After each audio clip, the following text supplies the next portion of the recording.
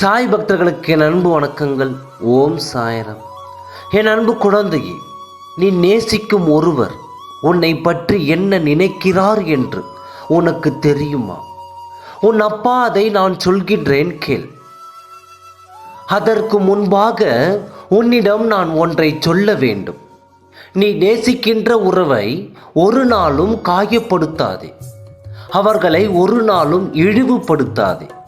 அவர்கள் ஏதேனும் தவறு புரிந்திருந்தால் அதை மன்னித்து ஏற்றுக்கொள். தவறு ஏதும் செய்யாமல் இவ்வுலகில் யாரும் இல்லை. அவ்வாறு உன்னை மன்னிக்க முடியவில்லை என்றால் நீ மௌனமாக விலகி வந்துவிடு, அல்லது மௌனமாக இருந்துவிடு.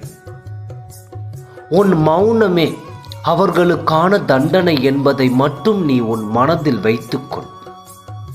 அதை விட்டு நீ அவர்களை குறை கூறுவதை, அவர்களை இழிவாகவும் இகழ்ந்தும் பேசாதே. நீ நேசிக்கின்ற உறவு உன்னை பற்றி மிகவும் உயர்வாகத்தான் எண்ணுகிறது. நீயாகவே உன் தரத்தை குறைத்து கொள்ளாதே. உன்னை பற்றி உயர்வாக எண்ணினாலும் அதை உன்னிடம் ஒரு பொழுதும் சொல்வதில்லை. அவருக்கு அதிகமாக கோபம் கூட வருவதில்லை. சில நேரத்தில் கோபம் வந்தாலும் அதை வெளிக்காட்டுவதில்லை. ஏதோ ஒரு சமயத்தில் உன் மீது அவர் கோபத்தை காட்டியிருக்கலாம். அதை வைத்து கொண்டு நீ ஆழ்மனதில் அவர் என் மீது அன்பும் இல்லை, அக்கறையும் இல்லை என்று எண்ணிக்கொண்டிருக்கின்றாய். ஆனால் அது தவறான விஷயம். கோபம் என்பது எல்லோருக்கும் இயல்பாக வரக்கூடியது தான். அதை ஒரு சில சமயங்களில் சற்று கூடுதலாக வர இருக்கும். அதை நீ பெரிதுபடுத்தாமல் விட்டு கொடுத்து அனுசரித்து இருக்க பழகு. விட்டு கொடுப்பவர்கள் எப்பொழுதும் கெட்டு போவதில்லை என்ற பழமொழிக்கு உதாரணமாக என் குழந்தை இருக்க வேண்டும் என்பதே உன் அப்பாவின் ஆசையும் கூட. தவறேதும் செய்யாமல் நான் ஏன் அப்பா விட்டு கொடுக்க வேண்டும் என்று நீ என்னிடம் கேட்கின்றாய். தவறு செய்தால்தான் விட்டு கொடுத்து போக வேண்டும் என்பது இல்லை. உறவு நீடிக்க வேண்டும் என்பதற்காகவும் நீ விட்டு கொடுத்து போகலாம். அவர்களிடம் நீ சண்டை போட்டு விட்டால், ஆனால் உன் மனதில் ஏதேனும் சந்தோஷம் இருக்கின்றதா?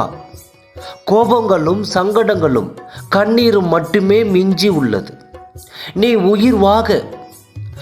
உயிராக விரும்பும் உன் துணை ஏதாவது தவறு செய்தால் அவர்களை திருத்த முயற்சி செய். அதை விட்டு அவர்களுக்கு தண்டனை கொடுக்காதே.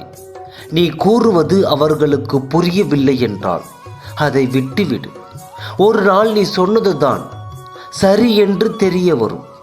சாதாரண விஷயத்தை முடிக்காமல் வளர்த்து கொண்டே போனால் இழப்பு என்னமோ அவர்களுக்கே. நான் பார்த்து கொள்கிறேன். அவர்களுக்கு புரியும் தருணம் வெகு தொலைவில் இல்லை. உங்கள் இருவரையும் ஒன்று சேர்க்கவே உன் அப்பா நான் போராடி கொண்டிருக்கின்றேன். இப்பொழுது இருக்கும் காலமும் நேரமும் உங்களுக்கு எதிராக இருந்தாலும் இவை அனைத்தும் விரைவில் மாறும். உங்களுடைய சங்கடங்கள் அனைத்தும் தீரும்.